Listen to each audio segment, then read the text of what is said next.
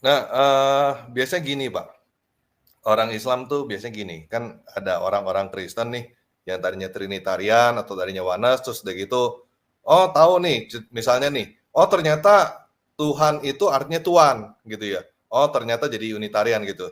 Terus udah gitu langsung loncat. Oh jadi Muhammad adalah nabi, udah masuk Islam aja. Menurut Bapak gimana? Nah, jadi begini, Unitarian ini mengusung pekabaran yang relevan menurut saya baik untuk Kristen maupun Islam. Jadi di mata saya pribadi, figur yang sedang dipermasalahkan itu kan Yesus ya.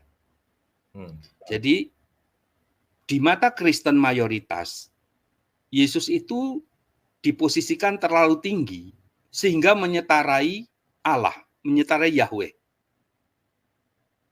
Sedangkan di kalangan Muslim mayoritas, Yesus itu diposisikan terlalu rendah sehingga hanya dihargai sekelas nabi biasa. Nah, ini yang diusung oleh Unitarian untuk memposisikan Yesus pada posisi yang seharusnya begitu. Bahwa Yesus itu memang utusan Allah, memang nabi, memang rasul begitu ya. Tetapi bukan nabi atau bukan rasul yang biasa yang sekali nabi-nabi yang lain. Halo sobat-sobat semuanya, jumpa lagi di channel Warta Kabar Baik. Selamat pagi buat yang menyimak video ini di pagi hari. Selamat siang, sore, dan malam buat yang menyimak di siang, sore, atau malam hari. Sobat-sobat, video-video di channel Warta Kabar Baik ini hanya dikhususkan bagi jiwa-jiwa atau orang-orang yang berpikiran terbuka ya. Bagi yang tidak berpikiran terbuka, skip aja deh. Oke, terima kasih semuanya. Jangan lupa subscribe, like, komen, dan share ya. Rahayu Sakung Dumadi. Semoga segala makhluk berbahagia. Teman-teman, video ini adalah seri bagian kedua ya. Opini saya atau pendapat saya, juga apresiasi saya terhadap wawancara yang dilakukan oleh channel Tanpa Ragi kepada teman saya, yaitu Benny Irawan. Nah, kemarin bagian yang pertama sudah saya sajikan videonya ya. Jadi bagi teman-teman yang belum menyimak bagian yang pertama, silakan disimak dulu bagian yang pertama ya, supaya bersinambungan dan tidak gagal paham. Oke, bagi teman-teman yang sudah menyimak bagian yang pertama, ya sekarang bisa lanjut ke bagian yang kedua di video ini. Teman-teman, pada video yang kedua ini, saya akan lebih banyak memberikan pendapat saya atau opini saya ya, terkait dengan pertanyaan yang diajukan oleh Bapak channel Tanpa Ragi kepada Benny Irawan ya, terkait atau terkhusus berkaitan dengan hubungannya dengan ajaran Islam ya. Jadi di wawancara Tanpa Ragi dengan Pak Benny Irawan ya, meskipun temanya adalah membahas tentang Unitarian dan juga Oneness ya, tapi ada beberapa pernyataan dan pertanyaan yang sempat diajukan oleh Tanpa Ragi kepada Benny Irawan, teman saya ya, yang menyinggung tentang Islam dan juga tentang Nabi Muhammad. Nah, pada video yang kedua ini, izinkan dengan segala hormat ya, saya akan lebih banyak membahas tentang itu ya. Jadi nanti pada video kali ini saya akan membuktikan kepada channel Tanpa Ragi dan kepada siapapun Anda ya, bahwa sesungguhnya Allah Subhanahu wa Ta'ala atau Allah yang Maha Suci dan Maha Tinggi yang dimaksud di dalam Al-Quran itu adalah Yod-He-Vav-He atau Yahweh Elohim, sebagaimana yang dimaksud di dalam Alkitab. Dan juga bahwa Yesus Kristus yang dimaksud di dalam Alkitab sebenarnya entitas atau esensinya sama dengan Isa Al-Masih yang dimaksud di dalam Al-Quran. Nah, untuk lebih afdolnya ya, mari kita simak sama-sama cuplikan videonya, dan kemudian nanti saya akan langsung memberikan opini-opini saya. Demikian. Oke, terus kalau tentang sama Islam? Figur Allah ya sama. Iya, benar sekali apa yang disampaikan Pak Benny Irawan ya, bahwa Allah yang di dalam Islam atau di dalam Al-Quran disebut sebagai Allah Subhanahu wa Ta'ala, Allah yang Maha Suci dan Maha Tinggi, atau Allah yang Maha Kudus dan Maha Mulia. Itu sebenarnya sama dengan yang di Alkitab disebut sebagai Yahweh, sebagai Allah dari segala Allah. Nah, teman-teman, saya pribadi sejak sekitar tahun 2004 ya, saya sudah menerbitkan buku ini judulnya. Terbitan pertama 2004 ya. Cetak ulang sekitar 14 kali ya. Cetakan terakhir itu sekitar tahun 2012 atau 2013 begitu ya.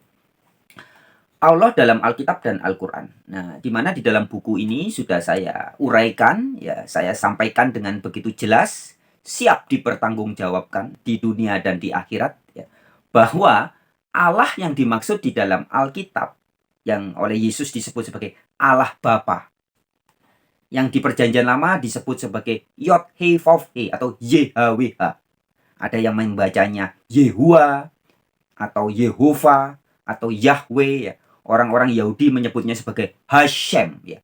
Ha itu the bahasa Inggrisnya ya. Shem itu nama atau the name ya atau sang nama. Nah, itu menunjuk kepada entitas yang sama. Baik yang dimaksud oleh Nabi Muhammad dan tertulis di Al-Qur'an maupun yang dimaksud di dalam kitab Taurat dan juga dalam kitab Injil dan kitab para nabi yang ada di dalam Alkitab. Itu sesungguhnya menunjuk kepada entitas yang sama. Faktanya ya teman-teman, realitas atau faktanya, kenyataannya ada banyak banget ya ayat di dalam Bible atau Alkitab maupun dalam Al-Quran yang bisa menunjuk kepada entitas Allah yang sama. Nah, tapi pada kesempatan ini tidak akan saya sampaikan semua ya, karena waktunya terlalu panjang nanti. Ayatnya banyak. Saya berikan beberapa contoh ayatnya aja ya. Misalkan ya, tentang istilah Allah Subhanahu wa Ta'ala yang sering disingkat Allah SWT. SWT itu singkatan dari Subhanahu wa Ta'ala, yang artinya Allah yang maha suci dan maha tinggi, atau yang maha kudus dan maha agung, begitu ya, maha mulia. Nah, jika Al-Quran menyebut Allah sebagai Subhanahu wa Ta'ala, ya, ini ternyata menunjuk kepada entitas yang sama yang di dalam Alkitab disebut juga sebagai Yahweh, sebagai Allah yang maha mulia dan maha tinggi, maha kudus dan maha tinggi. Ya. Salah satu ayatnya teman-teman bisa lihat di dalam kitab Yesaya pasal yang ke-57 ayat 15. Demikian ada tertulis. Sebab beginilah firman yang maha tinggi dan maha mulia, yang bersemayam untuk selamanya dan yang maha kudus namanya. Ya. Jadi Yahweh juga disebut sebagai Subhanahu wa Ta'ala kalau dalam bahasa Arab ya. Yahweh itu maha suci dan maha tinggi. Itu bahasa Alkitab. Bahasa Al-Quran, Allah itu Subhanahu wa Ta'ala ya. Allah itu maha suci, maha tinggi. Nah, kemudian kita juga bisa bandingkan tentang Allah yang diberitakan di Al-Quran di dalam surat Ali Imran ya, surat ketiga ayat 84, yang begitu tegas mengatakan bahwa Allah yang diimani adalah Allah dari Ibrahim atau Abraham ya, Allahnya Ismail, Allahnya Ishak, Allahnya Yakub atau Israel ya, dan anak cucunya. Dan juga Allahnya Musa, Allahnya Yesus atau Isa, dan Allahnya para nabi-nabi yang lain. Itu tertulis begitu jelas, cetowelo-welo, di dalam Al-Quran surat Ali Imran ya, surat ketiga ayat 84. Ingat baik-baik ya teman-teman ya. Al-Quran begitu terang benderang memberitahu kita bahwa yang disebut sebagai Allah itu adalah ilahnya Abraham, Ismail, Ishak, Yakub alias Israel dan anak cucunya. Dan juga ilahnya atau Allahnya Musa, ilahnya Yesus, dan juga ilahnya semua nabi. Itu kesaksian Al-Quran. Nah, hal yang sama kita dapati ketika kita membaca di dalam surat Kisah Para Rasul di Alkitab. Kisah Para Rasul pasal 3 ayat 13. Begitu tegas, terang benderang mengatakan bahwa Allah yang diberitakan oleh para rasul di Alkitab, yang diberitakan oleh Paulus, oleh Petrus, oleh Yakobus, oleh Yohanes, dan oleh Yesus Kristus sendiri adalah Allahnya Abraham juga ya. Allahnya Abraham, Allahnya Ishak, Allahnya Yakub atau Israel, Allahnya nenek moyang kita. Itu kesaksian Alkitab. Kisah Para Rasul 3 ayat 13. Nah, artinya kesaksian surat Ali Imran ayat 84 ini senada ya dengan kesaksian Kisah Para Rasul pasal 3 ayat 13. Kemudian ya, untuk memastikan bahwa yang disebut sebagai ilah atau Allah dan juga disebut sebagai Rob ya atau Tuhan di dalam Al-Qur'an itu jelas menunjuk kepada Tuhannya Bani Israel atau Tuhannya orang-orang Yahudi. Ini juga sangat jelas teman-teman. Salah satu ayatnya disampaikan di dalam surat Yunus ya. Surat Yunus di Al-Qur'an surat ke-10. Teman-teman lihat di ayat 90. Itu adalah kisah ketika Firaun hampir tenggelam dan mengaku bertobat ya. Nah, di dalam ayat ini Yunus ya, surat Yunus surat ke-10 ayat 90 tegas dikatakan. Saya bacakan ya dalam terjemahan bahasa Indonesia ya. Dan kami memungkinkan Bani Israel melintasi laut. Lalu mereka diikuti oleh Fir'aun dan bala tentaranya. Karena hendak menganiaya dan menindas. Hingga bila Fir'aun itu telah hampir tenggelam, berkatalah dia, saya percaya bahwa tidak ada Tuhan melainkan Tuhan yang dipercayai oleh Bani Israel. Dan saya termasuk orang-orang yang berserah diri atau Muslim. Ya. Jadi jelas di dalam surat Yunus ayat 90 ini menegaskan bahwa tidak ada Tuhan yang dimaksud selain Tuhannya orang-orang Yahudi, Tuhannya bangsa Israel. Nah, siapakah Tuhannya bangsa Israel? Jelas, Tuhannya bangsa Israel inilah yang di dalam kitab Perjanjian Lama, Bible ya, disebut sebagai Yod-Heh-Vav-Heh atau Yahweh. Dan ilah atau sesembahan atau Allah atau God-nya bangsa Israel inilah yang di dalam surat Roma, ya, surat Paulus kepada jemaat di Roma, pasal yang ketiga ayat 29 tertulis demikian. Jadi ini membuktikan ya teman-teman bahwa Allah yang diberitakan oleh Paulus sama dengan Allah yang diberitakan oleh Al-Quran. Ya. Surat Roma pasal 3 ayat 29. Adakah Allah hanya Allahnya orang Yahudi saja? Bukankah ia adalah Allah bangsa-bangsa lain? Ya, benar. Ia juga adalah Allah bangsa-bangsa lain. Tegas ya. Surat Roma pasal 3 ayat 29 menegaskan bahwa Allah yang diberitakan oleh para rasul itu adalah Allahnya orang Yahudi atau bangsa Yahudi dan juga Allahnya bangsa-bangsa lain. Termasuk Allahnya bangsa Arab. Termasuk Allah yang diberitakan oleh Nabi Muhammad. Dan juga ya ini lagi penting teman-teman ya. Tambahan lagi deh satu ayat ya. Sebenarnya masih banyak ayat yang lain ya. Terutama ayat-ayat Al-Quran yang merujuk kepada Taurat dan Injil.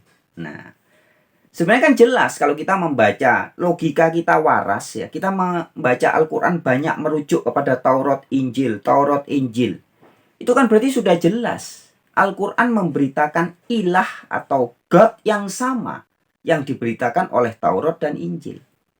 Ya, tapi saya tidak akan sajikan ayatnya, ada banyak itu ya. Saya mau tambahin satu ayat saja teman-teman. Masih di surat Yunus ya. Tapi di ayatnya yang ke-94 sekarang. Ya, ini bagus ini ayat ini. Ayat Yunus ayat 94.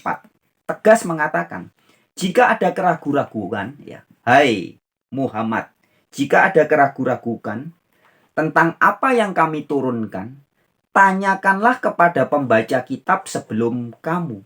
Nah, jika Rasul atau Nabi saja, yaitu Muhammad, ya dalam hal ini konteksnya Nabi Muhammad ya, disuruh untuk bertanya, kalau Muhammad ragu, disuruh bertanya kepada siapa? Kepada pembaca kitab sebelumnya. Siapa pembaca kitab sebelum Nabi Muhammad? Yaitu orang-orang Yahudi dengan kitabnya Taurat dan orang-orang Kristen atau Nasrani dengan kitabnya Injil. Nah, jadi nabinya aja suruh bertanya, kalau ragu ya, suruh bertanya kepada pembaca Injil dan pembaca Taurat. Bukankah ini begitu jelas membuktikan bahwa Allah yang memberikan wahyu atau Allah yang menginspirasi Nabi Muhammad sesungguhnya adalah Allah yang sama yang diberitakan di dalam kitab-kitab terdahulu, yaitu dalam kitab Taurat yang dibaca bangsa Yahudi dan juga kitab Injil yang dibaca oleh pengikut-pengikut Kristus. Jelas ya? Ya, jadi itu tadi teman-teman ya, sebagian ayat yang begitu jelas membuktikan ya bahwa Allah yang diberitakan oleh Nabi Muhammad, yang disapa sebagai Allah yang maha suci dan maha tinggi, subhanahu wa ta'ala, itu ternyata adalah Allahnya orang Yahudi, Allahnya bangsa Israel, yang di dalam kitab Perjanjian Lama disebut sebagai Yahweh, yang di dalam kitab Perjanjian Baru oleh Yesus diperkenalkan sebagai Bapa, ya. Allah Bapa. Nah, Allah Bapa ini jelas adalah Yahweh ya teman-teman. Beberapa ayat bukti bahwa Allah Bapa adalah Yahweh, teman-teman bisa buka di dalam kitab Yesaya pasal 63, baca ayat yang ke-16. Dan juga pasal 64 ayatnya yang ke-8. Ya. Yesaya 63 ayat 16 mengatakan, "Bukankah engkau Bapa kami? Sungguh, Abraham tidak tahu apa-apa tentang kami dan Israel tidak mengenal kami. Ya Yahweh, engkau sendiri Bapa kami." Jelas ya. Jadi ayatnya tegas mengatakan bahwa Yahweh adalah Bapa. Nah, maka ketika di Perjanjian Baru Yesus mengajari kita untuk berdoa, Bapa kami yang ada di surga. Ya, itu maksudnya menunjuk kepada Yahweh ya. Kemudian Yesaya pasal 64 ayat yang ke-8. "Tetapi sekarang, ya Yahweh, engkaulah Bapa kami." Jelas ya, very clear ya. Nah, jadi jelas yang oleh Yesus disapa sebagai Bapa atau yang di Perjanjian Lama disebut sebagai Yahweh, itulah yang di Al-Quran disebut sebagai Ilah atau Rob ya, tuannya Bani Israel. Dan teman-teman adalah hal yang perlu kita pahami ya. Juga Bapak pengasuh channel Tanpa Ragi harus memahami dengan baik ya, Pak Tanpa Ragi ya. Bahwa selain di Al-Quran begitu jelas menyatakan bahwa Allah yang diberitakan adalah Allahnya bangsa Yahudi, kita juga harus paham ya, bahwa ada banyak istilah-istilah yang berkembang dalam dunia keislaman, itu juga meneruskan atau mengadopsi atau melanjutkan budaya dan tradisi Yahudi. Nah, di beberapa video terdahulu di channel Warta Kabar Baik ini sudah kita sajikan ya. Beberapa waktu yang lalu waktu rame tentang kasusnya Panji Gumilang dengan Hafenu Shalom Alaihim ya. Di situ banyak sekali, banyak artinya lebih dari 2, lebih dari 3 ya. Ustadz-ustadz atau ulama dari Islam yang membuktikan ya bahwa sebenarnya salam alaikum, bahasa Arab shalom alaikum, itu memang berasal dari shalom alaihim, bahasa Yahudi ya. Salah satunya di video yang ini ya. Salam alaikum sebenarnya berasal dari shalom alaihim, Yahudi ya. Dan bukan hanya salam alaikum yang berasal dari Yahudi, shalom alaihim, tetapi ucapan basmalah atau bismillah ya, itu ternyata juga dari Yahudi. Ya, teman-teman yang belum menyimak videonya silakan simak di video yang ini. Bismillah itu juga dari Yahudi. Dan bahkan ritual sholat, sholat ya. Ritual sholat dalam Islam itu juga berasal dari budaya Yahudi. Ya, itu sudah kita ulas di video yang ini ya. Sholat itu dari Yahudi. Nah, jadi ya teman-teman, Allah yang diberitakan di Al-Quran adalah Allahnya bangsa Yahudi. Kemudian budaya sholatnya juga dari Yahudi. Ucapan salam alaikum juga berasal dari Yahudi, shalom alaihim. Ucapan bismillah juga berasal dari Yahudi. Dan banyak lagi. Maka kalau teman-teman baca nabi-nabi yang diberitakan di Al-Quran, itu mungkin 70 atau 80 atau 90% adalah juga nabi-nabinya Yahudi. Jadi artinya teman-teman ya, tidak salah ya, atau ya tidak salah jika ada banyak orang ya berani menyatakan bahwa sebenarnya inti ajaran yang disampaikan oleh Nabi Muhammad ya, jadi inti ajarannya ya, itu esensinya atau hakikatnya adalah tidak berbeda atau sama dengan ajaran, inti ajaran yang disampaikan oleh Yahudi dan juga oleh Kristen. Hanya saja disajikan dengan gaya, budaya, dan tradisi Arab. Nah, ya. Jadi sekali lagi ya, tidak salah jika ada orang mengatakan bahwa inti ajaran Nabi Muhammad sesungguhnya esensinya, entitasnya, hakikatnya adalah sama dengan ajaran Yahudi atau Yudaisme dan juga ajaran Kristen. Ya, ingat ya, Kristen mula-mula itu adalah bagian dari Yudaisme, teman-teman. Maka disebutnya Yudeo-Kristen.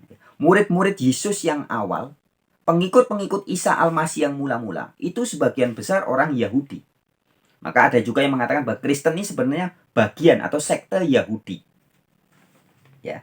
Orang-orang Yahudi yang percaya bahwa Yesus adalah Kristus, atau orang-orang Yahudi yang percaya bahwa Isa adalah Al-Masih, maka mereka disebut kaum Kristen atau kelompok pengikut Kristus. Nah, begitu.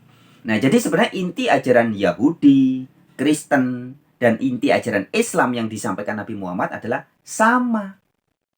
Itu sebabnya kalau Anda membaca di Al-Quran, begitu tegas dikatakan bahwa inti agama dari semua nabi itu adalah sama atau satu. Di hadis juga dikatakan, tegas mengatakan bahwa semua nabi agamanya satu. Nah, ya. Satu-satunya Allah kalau di Al-Quran kan tiada Tuhan selain. Nah, tapi ini ada kata atau istilah-istilah yang perlu saya luruskan. Boleh minta waktu sedikit, Pak? Ya, silakan, Pak. Jadi begini, pertama-tama untuk mempelajari Unitarian dengan benar, kita mesti bisa memisahkan istilah-istilah tertentu supaya semuanya jadi clear. Yang pertama, kita harus bisa membedakan antara Allah dan Tuhan. Kata Allah dan Tuhan. Nah, Allah adalah sebutan untuk orang yang, bukan orang ya, sorry. Allah adalah sebutan untuk yang diibadahi. Sedangkan Tuhan adalah sebutan untuk yang sangat dihormati. Yang sangat dihormati, yang berkuasa, yang memimpin, yang memiliki, itu disebut Tuhan.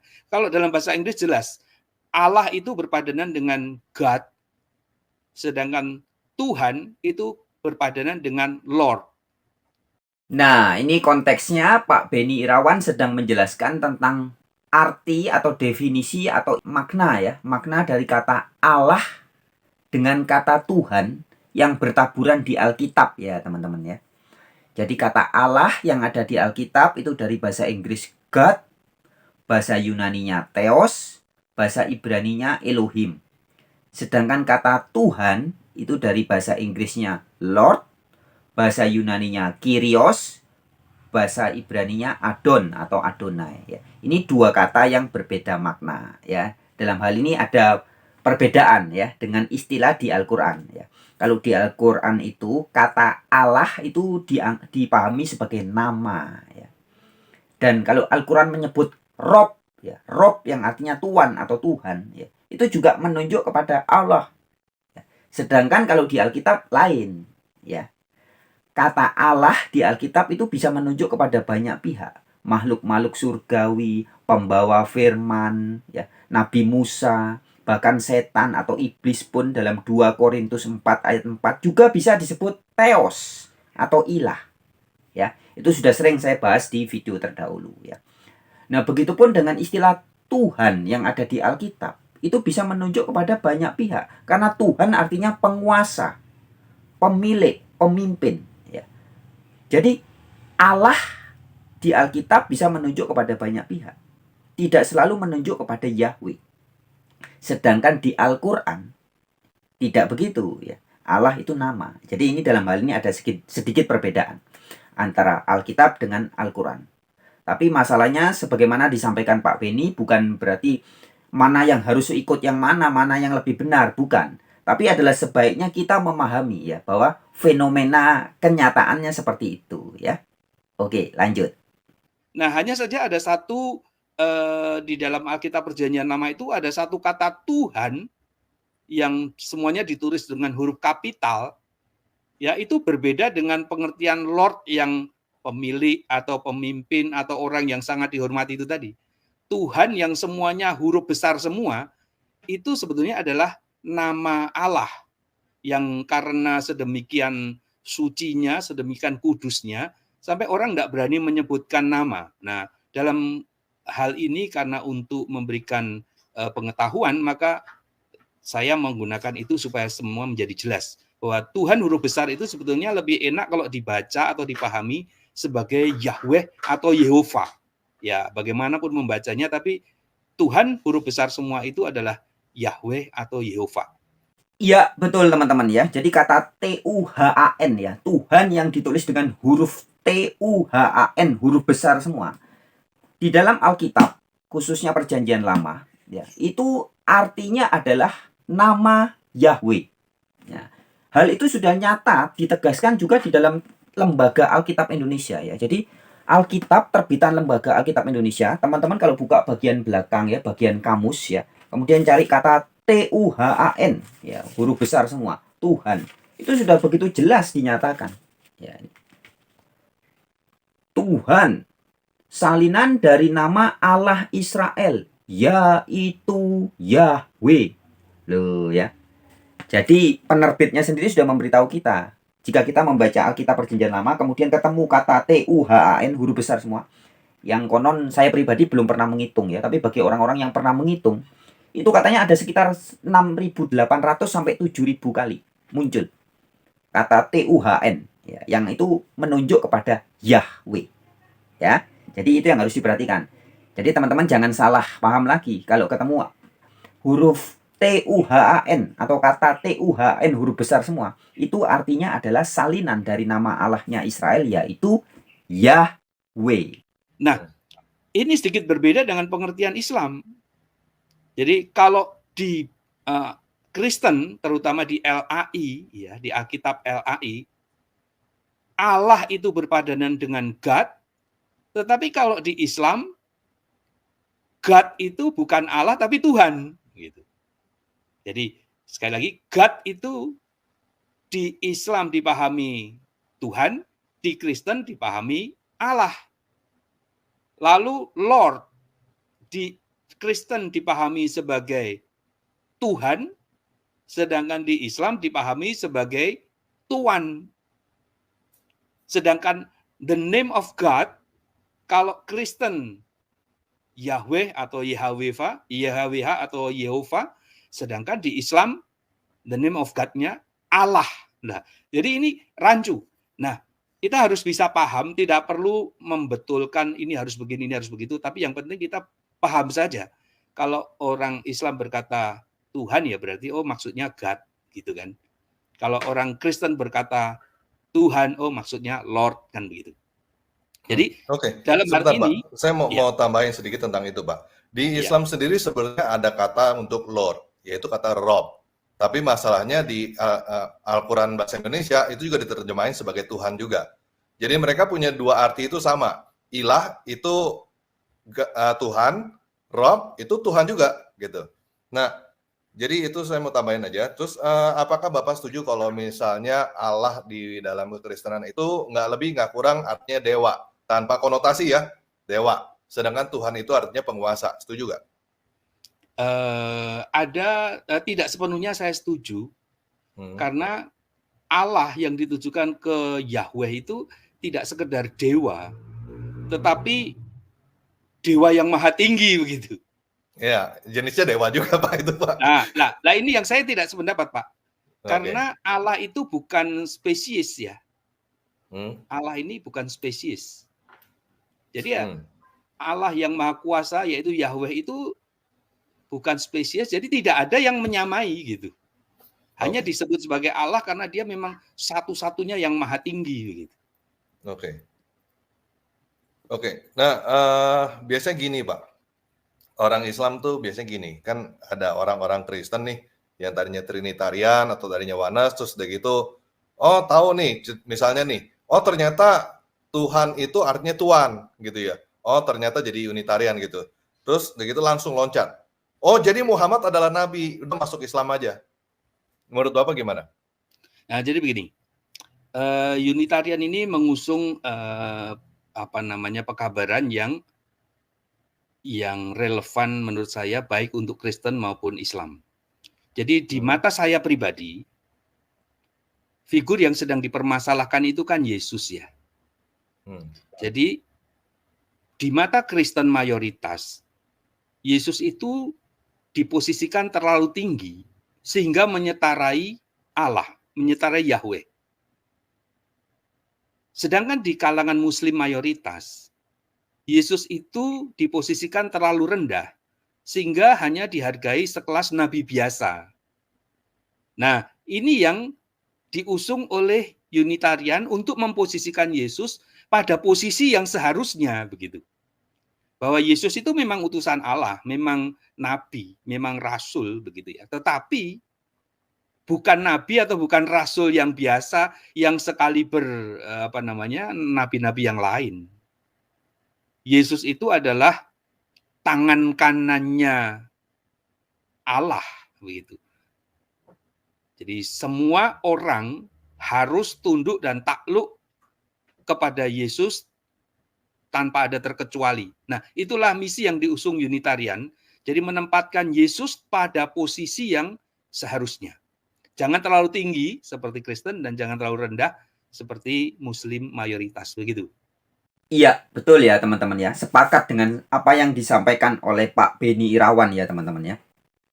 Bahwa sesungguhnya yang sering menjadi masalah dan menjadi konflik gitu ya, adalah tafsiran dari Kristen mayoritas yang sebenarnya Kristen abal-abal.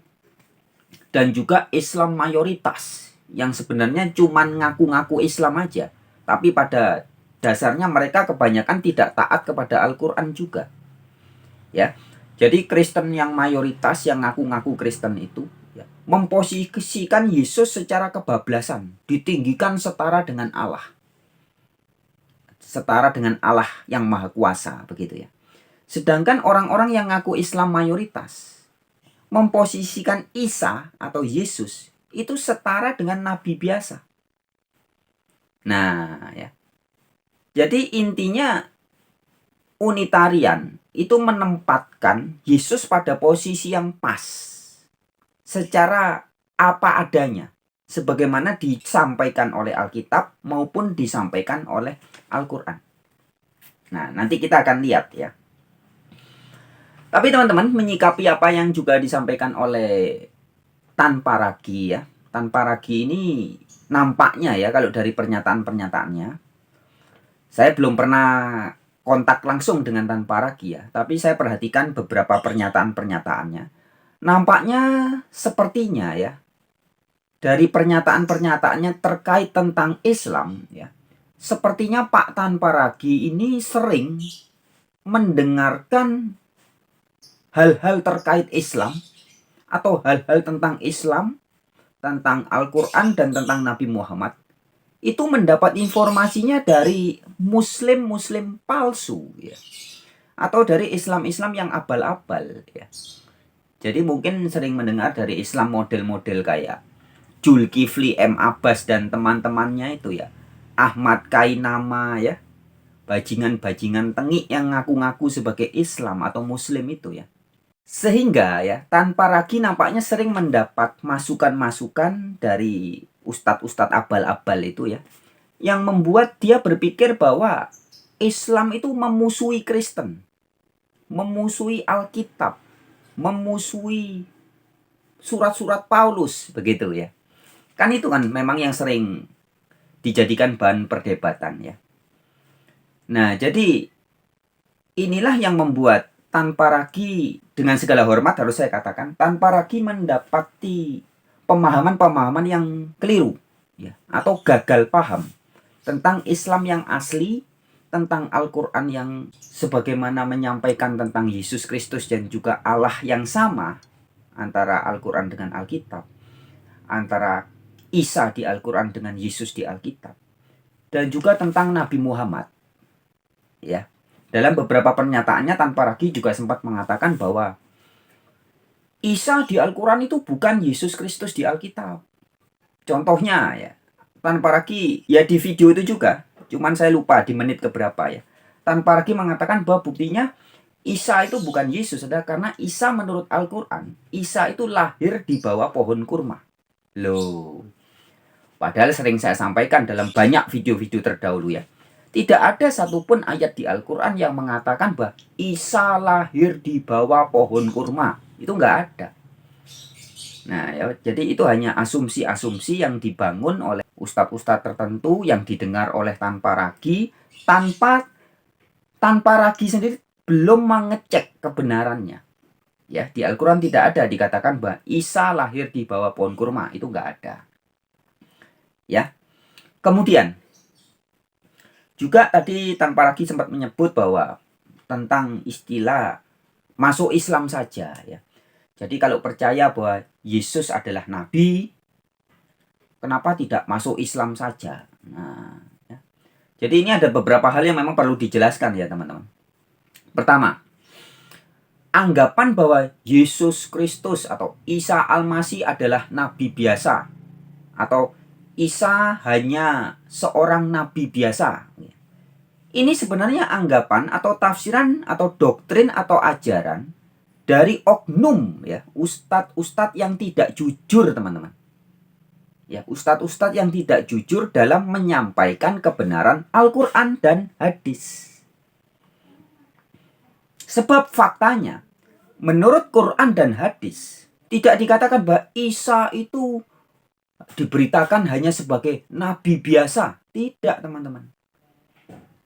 Isa yang asli menurut Quran, ini sudah sering saya sampaikan di video terdahulu ya. Saya tidak akan ulang lagi, tapi saya akan cepat aja ya, singkat aja ya. Jadi Isa yang asli menurut Al-Quran dan menurut Nabi Muhammad adalah, pertama, apa? Gelarnya dia, Al-Masih. Al-Masih itu artinya orang yang mendapat tugas jadi juru selamat. Sama nggak Ustadz Yesus Kristus dengan Isa Al-Masih? Sama, bedanya cuma lafaz saja. Kalau Isa itu bahasa Arab, bahasa Ibraninya Isa, bahasa Yunaninya Jesus. Bahasa Arabnya Al-Masih, bahasa Ibraninya Mesias. Mesias itu artinya juru selamat. Juru selamat sama kayak Al-Masih yang dijanjikan. Al-Masih yang dijanjikan Al-Masaha, asal kata adalah yang diurapi. Bahasa Ibraninya Mesias, bahasa Arabnya Al-Masih, bahasa Yunaninya Kristos. Bahasa Arabnya Al-Masih, bahasa Ibraninya Mesias. Mesias itu artinya juru selamat. Juru selamat sama kayak Al-Masih yang dijanjikan. Jadi Nabi Muhammad percaya Yesus itu juru selamat atau Isa itu juru selamat. Buktinya Isa disebut sebagai Al-Masih. Al-Masih itu artinya bahasa Ibraninya Hamasyah, bahasa Yunaninya Kristus, ya. Artinya orang yang diurapi untuk jadi juru selamat. Itulah Al-Masih. Jadi Isa yang asli menurut Al-Quran dan menurut Nabi Muhammad pertama adalah juru selamat atau Al-Masih. Yang kedua, Isa adalah nabi. Yang ketiga, Isa juga bergelar sebagai Rasul. Nah, ini tugasnya beda-beda loh. Ya. Jabatan sebagai Al-Masih ini juru selamat. Nabi pemberi peringatan. Rasul pembawa dan penyampai risalah. Kemudian, Isa menurut Al-Quran dan hadis juga disebut sebagai Kalimatullah atau firman Allah. Dan juga Rohullah atau roh dari Allah. Nah, kemudian selain gelar-gelar itu ya, Isa Al-Masih ini juga mempunyai tanda-tanda dan mukjizat ya, yang tidak biasa ya, alias luar biasa. Ya, bahkan proses awal kelahirannya aja sudah tidak biasa, tidak umum. Nah, jadi jelas Isa ini luar biasa. Luar biasa artinya tidak biasa. Jadi mengatakan Isa hanya manusia biasa, itu jelas sebuah ajaran atau argumen yang bertentangan atau tidak sesuai dengan kesaksian Al-Quran dan hadis. Ya. Bahkan, jadi kalau di Al-Quran dan hadis dikatakan Isa Al-Masih itu banyak melakukan mukjizat dan tanda-tanda yang luar biasa. Dan bukan hanya ketika dia sudah dewasa. Bahkan ketika masih kecil, bahkan sebelum lahir, kelahirannya sudah ajaib. Sudah tandanya nggak umum. Ya, dilahirkan bukan hasil hubungan seks laki-laki dengan perempuan. Nah, ini sebenarnya bagi orang yang mau berpikir akan mengetahui bahwa ini manusia nggak biasa, nggak umum. Nah, jadi tanda-tanda yang nggak umum ini bagi orang-orang yang mau berpikir dengan jernih, dengan hati yang jujur akan melihat bahwa ini manusia nggak seperti sembarang manusia lainnya. Ini spesial, ini khusus, ini istimewa. Nah, begitu. Artinya ya, teman-teman, dengan segala hormat dan ketegasan harus saya katakan bahwa semua orang yang berani ngaku sebagai Islam atau Muslim, tapi mengklaim bahwa Isa atau Yesus hanya nabi biasa. Nah, sudah jelas mereka ini pada hakikatnya adalah Muslim abal-abal, alias Islam palsu. Ya. Di mana ajaran mereka tidak sesuai dengan ajaran Quran dan hadis. Ya, jadi menurut Islam abal-abal itu, ya, Yesus atau Isa hanya nabi biasa. Sedangkan menurut Quran dan hadis, Isa itu tidak hanya sebatas nabi biasa. Nah ya, jadi bisa dilihat perbedaannya. Nah, jadi saran saya buat channel Tanpa Ragi ya, sekali lagi mungkin Pak Bro di Tanpa Ragi ini terlalu banyak menyimak video-video dari channel-channel yang nggak bermutu itu ya. Ya. Islam-Islam abal-abal itu ya. Sehingga kurang memahami apa yang disampaikan Al-Quran secara utuh. Itu yang pertama.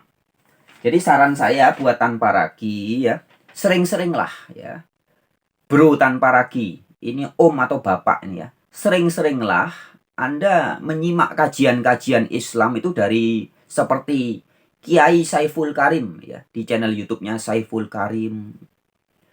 Itu beda banget pemahamannya dengan model-model Islam-Islam Sontoloyo seperti apa namanya, Zulkifli M. Abbas dan konco-konconya, beda banget ya. Nah, Saiful Karim, Buya Syakur Yasin, kemudian ada Ustadz Muhammad Nasih ya, Mun'im Siri, Habib Kribo, Sujiwo Tejo dan lain-lainnya ya. Supaya channel Tanpa Ragi bisa melihat, memahami Islam lebih utuh gitu loh. Ya. Jadi sama seperti di dalam dunia kekristenan. Kekristenan ini kan banyak sektenya, banyak pemahaman yang beda-beda. Ya. Memahami Yesus antara Unitarian, Yesusnya Unitarian beda banget dengan Yesusnya Trinitas. Beda lagi dengan Yesusnya Oneness. Ya. Nah, begitupun dalam dunia Islam.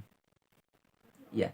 Isa Al-Masih, bahkan Allah Subhanahu wa Ta'ala, ya, versi Ustadz Saiful Karim beda dengan versinya Allah, versinya Abdul Somad, Adi Hidayat dan konco-konconya. Ini beda. Sama-sama membaca Al-Quran tapi penafsirannya berbeda. Begitupun tentang Isa Al-Masih. Isa versinya Abdul Somad, Adi Hidayat ya, dengan versinya ustadz-ustadz yang jujur memberitakan Al-Quran, itu beda. Ya. Jadi yang beda sebenarnya di tafsirannya. Ya. Bukan di Al-Quran dengan Alkitabnya, bukan, tapi di tafsiran para penafsir-penafsirnya. Kemudian lagi ya, buat Tanpa Ragi ya, Anda mengatakan kalau percaya Yesus bukan Allah yang Maha Kuasa, atau percaya Muhammad Nabi, kenapa tidak masuk Islam saja? Nah, ini perlu saya tekankan dengan tegas juga ya, Pak Tanpa Ragi. Sebenarnya Kristen yang sejati ya, kalau Kristennya asli ya, tidak perlu masuk ke dalam lembaga agama ber-KTP Islam. Gak perlu. Kenapa? Sebab Kristen yang sejati itu sudah pasti berserah diri. Nah, berserah diri itu bahasa Arabnya aslima atau Islam. Jadi Kristen yang asli itu Islam. Ya, ayat Al-Qur'annya Surat Al-Maidah ayat 111. Pengikut-pengikut setia Isa, ya, pengikut-pengikut Yesus yang setia, itu Islam, Muslim. Ya. Al-Maidah 111. Nah, ya. Jadi hati-hati memahami kata Islam ini juga harus betul ya. Islam itu artinya berserah diri. Ya, bukan merek agama, organisasi. Ya. Nah, jadi jika Tanpa Ragi mengatakan, kenapa tidak masuk Islam saja? Tidak perlu. Wong Islam bukan warung, bukan swalayan, bukan partai politik yang bisa masuk, keluar. Nggak perlu. Tapi dengan menjadi Kristen yang sejati, Anda otomatis menjadi berserah diri alias Islam. Nah, di video yang terdahulu saya juga katakan, ya, bahwa sebenarnya menjadi Islam yang asli juga pasti dalam tanda kutip Kristen. jika Kristen dipahami sebagai sebutan bagi orang-orang yang percaya bahwa Yesus adalah Kristus, atau bahasa Arabnya Isa adalah Al-Masih. Ya. Jadi ceritanya kan begitu. Orang-orang disebut Kristen itu kan ketika mereka percaya bahwa Yesus betul-betul Kristus. Orang-orang Yahudi di abad pertama yang tidak percaya bahwa Yesus adalah Kristus, mereka tidak jadi Kristen. Tapi orang-orang Yahudi yang percaya bahwa Yesus betul-betul Mesias atau Kristus, maka mereka disebutnya Kristen. Kristen itu artinya orang yang percaya bahwa Yesus adalah Kristus. Nah, ya. Bahasa Arabnya orang yang percaya bahwa Isa adalah Al-Masih. Nah, jadi maka dalam video terdahulu saya juga sampaikan, kalau Kristen dipahami sebagai sebutan bagi orang yang percaya bahwa Yesus adalah Kristus, atau orang yang percaya bahwa Isa adalah Al-Masih, maka tidak keliru kita mengatakan bahwa Nabi Muhammad pun seorang Kristen. Bukan beragama merek Kristen, bukan. Tapi Nabi Muhammad disebut Kristen artinya Nabi Muhammad adalah orang yang percaya bahwa Isa adalah Al-Masih atau Yesus adalah Kristus. Nah, jadi gitu. Kristen yang asli pasti Islam. Islam yang asli juga pasti Kristen. Begitu. Ya, jadi artinya tidak perlu pindah agama. Ya, maka di video-video terdahulu sering saya ucapkan, tidak perlu beragama Kristen pindah beragama Islam, agama Islam pindah jadi agama Kristen. Nggak perlu. Jadilah Islam yang sejati, yang percaya Isa adalah Al-Masih, otomatis Anda Kristen. Begitupun, jadilah Kristen yang sejati, pengikut Kristus yang sejati, yang berserah diri kepada Allah yang benar, yaitu Allah Bapa atau Yahweh. Otomatis Anda berserah diri. Bahasa Indonesia, bahasa Inggrisnya surrender, bahasa Arabnya aslima atau Islam. Nah, begitu. Kemudian apalagi? Kemudian Pak Beni Irawan juga mengatakan bahwa, jadi Pak Beni Irawan ini mengkritik ya teman-teman ya, mengkritik Kristen mayoritas dan Islam yang mayoritas. Ya, atau dengan kata lain, Kristen yang abal-abal dan Islam yang juga tidak asli ya. Yang keduanya sama-sama sudah salah dalam memahami sosok Yesus atau Isa. Jadi gini, Kristen abal-abal ya itu memahami bahwa Yesus adalah Allah yang maha kuasa. Sedangkan Islam yang abal-abal juga ya itu memahami bahwa Yesus atau Isa hanya nabi biasa saja. Nah, ini kedua kelompok ini sama-sama ngawur, teman-teman. Nah, maka tadi Pak Beni bilang Unitarian ini mau menempatkan posisi Yesus di posisi yang pas. Nah, posisi Yesus yang pas ini tidak cocok dengan Kristen yang abal-abal maupun Islam yang abal-abal. Ya, itu yang disampaikan. Makanya di video terdahulu di video yang ini ya, saya sudah juga katakan ya, jangan ngaku-ngaku pengikut Nabi Muhammad kalau tidak percaya Yesus sebagai firman Allah dan roh dari Allah. Nah, bisa disimak videonya ini ya. Jadi Anda pasti pengikut Nabi Muhammad abal-abal kalau Anda tidak percaya bahwa Yesus adalah firman dari Allah dan roh dari Allah. Nah, artinya teman-teman, terkait dengan apa yang disampaikan Pak Beni itu juga ya.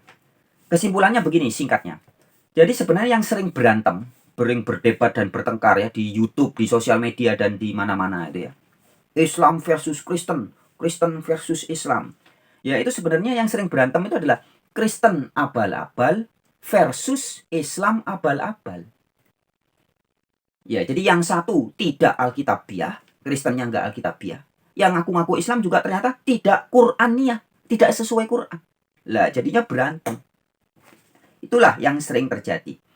Sedangkan jika Kristennya Alkitabiah dan Islamnya Qur'aniyah, nah, maka pasti tidak akan berantem. Sebab Kristennya pasti Islam, ya. Kristennya pasti berserah diri kepada Allah yang benar, yaitu Bapa atau Yahweh. Dan Islamnya pasti percaya Isa sebagai Al-Masih. Nah, jadi Islamnya pasti Kristen ya, percaya Yesus sebagai Kristus. Nah, begitu. Kemudian ya, ini tambahan buat Tan Paragi dan orang-orang lain yang masih berpemikiran seperti Tan Paragi ya. Yang masih sering menganggap bahwa Allah di Alkitab itu beda dengan Allah di Al-Quran. Apa buktinya? Buktinya Isanya aja beda, Yesusnya beda. Loh, ya. sekali lagi saya mau tegaskan ya, jadi pak tanpa ragi ya. Inti perbedaan antara Isa di Al-Quran dan Yesus di Alkitab itu bukan pada esensinya ya, tapi pada tafsiran-tafsiran dari pembaca Quran dan pembaca Alkitab. Jadi yang berbeda itu tafsiran-tafsirannya. Ya. Sebagaimana sesama pembaca Alkitab, ini saya kasih contoh. Ini contoh berdasarkan fakta ya. Para pembaca Alkitab saja bisa beda-beda tafsir soal Yesus. Yesus versinya Unitarian beda dengan Yesus versinya Oneness. Beda lagi dengan Yesus versinya Trinitas. Loh. Jadi sesama pembaca Alkitab aja memahami Yesusnya bisa beda-beda. Nah, demikian juga ketika orang membaca Isa menurut Al-Quran dengan Yesus menurut Alkitab. Ini bisa sama, tapi juga bisa berbeda. Tergantung sudut pandangnya ya. Jadi yang salah bukan Al-Quran dan Alkitabnya, atau bukan Alkitab dan atau Al-Qurannya, ya. Tetapi yang salah adalah penafsiran para pembacanya. Kemudian tambahan lagi, soal adanya tafsiran-tafsiran yang berbeda di antara ulama-ulama Islam misalkan ya. Soal Isa tidak mati di salib. Nah, ada ulama Islam yang lain mengatakan, loh Isa betul-betul mati di salib. Nah, kenapa ulama itu bisa percaya bahwa Isa mati di salib? Atau ada ustadz dan ulama yang percaya bahwa Isa betul-betul mati di salib. Ya, mereka adalah ulama-ulama yang taat kepada surat Yunus 94. Ya, ingat-ingat ya, Yunus 94 mengatakan bahwa jika ada keraguan-raguan, tanyakan kepada pembaca kitab sebelum kamu. Nah, di Al-Quran itu kan tidak lengkap tentang bagaimana proses kematian Isa. Kan tidak jelas, cuman secuplik-cuplik aja ayatnya. Nah, kalau mau tahu detailnya, menurut Yunus 94, disuruh tanya kepada pembaca kitab sebelumnya. Yaitu tanya kepada rabi-rabi Yahudi dengan kitabnya Taurat dan pendeta-pendeta Nasrani dengan kitabnya Injil. Nah, kalau bertanya ya jadi jelas. Oh, ternyata ceritanya kematian Isa begini. Jelas di Injil. Ya. Kemudian juga contoh yang lain. Siapa anak yang akan dikorbankan oleh Ibrahim atau Abraham? Nah, di Al-Quran tidak dikatakan namanya. Al-Quran tidak nyebut namanya. Apakah itu Ishak atau Ismail, tidak disebut. Nah, kalau Anda nyari rujukannya tanya ke penulis hadis. Ya. Hadis itu kan munculnya 300 tahun setelah Al-Quran. Jauh sekali. Ya, itu bisa macam-macam. Ada yang bilang Ishak, ada yang bilang Ismail. Ishak, Ismail. Tapi kalau Anda taat Yunus 94. Ya, jika ada keraguan-raguan, hai Muhammad, tanyakan kepada pembaca kitab sebelum kamu. Langsung jelas Anda. Siapa anak yang akan dikurbankan? Oh, jelas. Menurut Injil, kitab Perjanjian Baru disebut anak itu Ishak. Di Perjanjian Lama juga berulang kali disebut nama anaknya Ibrahim yang akan dikurbankan adalah Ishak. Lu jelas. Tidak ada keraguan. Ya, itu kalau taat kepada Al-Quran. Kemudian, dan lain-lainnya ya. Masih banyak kasus-kasus yang lain. Yang di Al-Quran informasinya hanya secuil-secuil. Mau tahu jelasnya, ya harus menegakkan Taurat dan Injil. Maka ada Al-Maidah 68 dikatakan. Hai ahli kitab, kamu tidak dianggap beragama sedikit pun jika tidak menegakkan ajaran Taurat, Injil, dan apa yang diturunkan Allah kepadamu. Dan satu lagi teman-teman, di Al-Maidah 46 dan sampai 48 ya, dikatakan bahwa Taurat dan Injil di dalamnya ada cahaya dan petunjuk dari Allah bagi orang-orang yang bertakwa. Nah, jadi kalau Anda mau membaca Al-Quran dengan tidak bingung, ya, baca Al-Quran kemudian tidak ngerti, ya, ingat Yunus 94 ya. Tanyakan kepada pembaca kitab sebelumnya. Itu konfirmasi yang pertama. Kemudian yang kedua, ini hal penting harus dipahami. Al-Maidah 46. Taurat dan Injil di dalamnya ada cahaya dan petunjuk dari Allah bagi orang-orang yang bertakwa. Jadi kalau Anda membaca Al-Quran, itu harus dengan cahaya dan petunjuk yang ada di Taurat dan Injil. Maka tidak akan multitafsir, tidak akan bingung. Tidak seperti sekarang jadinya. Ulama satu dengan ulama lain, imam ini dengan imam lain, beda-beda tafsirnya. Ada yang bilang Isa tidak mati di salib, ada yang bilang Isa mati di salib, ada yang bilang anaknya Ibrahim yang akan dikorbankan adalah Ismail, ada ulama-ulama yang terkemuka mengatakan, oh anak itu adalah Ishak. Berantem nggak selesai-selesai. Ini akibat dari tidak taat surat Al-Quran. Yunus 94 dan Al-Maidah 46. Nah ya, jadi sekali lagi saya tegaskan, Kalau menafsirkan ayat-ayat Quran tanpa cahaya dan petunjuk dari Taurat dan Injil, ya jadinya bisa ngawur dan bahkan bisa tersesat. Seperti yang selama ini sudah terjadi. Oknum-oknum ustadz kebanyakan ya, yang sudah bingung menafsirkan ayat-ayat Al-Quran sendiri. Malah merujuknya ke hadis. Ya. Padahal di Al-Quran nggak ada dibilang. Kalau kamu ragu atau ada kebimbangan, nanti tanyakan kepada penulis hadis yang akan muncul 200-300 tahun lagi. Tidak. Tapi di Yunus 94 dikatakan, jika ada keraguan-raguan, tanyakan kepada pembaca kitab sebelum kamu. Oke teman-teman, sementara sekian dulu untuk bagian kedua dari video ini ya. Dari opini saya menanggapi wawancara yang dilakukan oleh Tan Paragi kepada teman saya, Beni Irawan. Oke teman-teman, silakan bagikan video ini jika Anda merasa perlu dibagikan kepada sanak, famili, teman, dan saudara. Oke, sampai jumpa di video-video yang lain. Rahayu Sagung Dumadi. Semoga segala makhluk berbahagia. Semangat!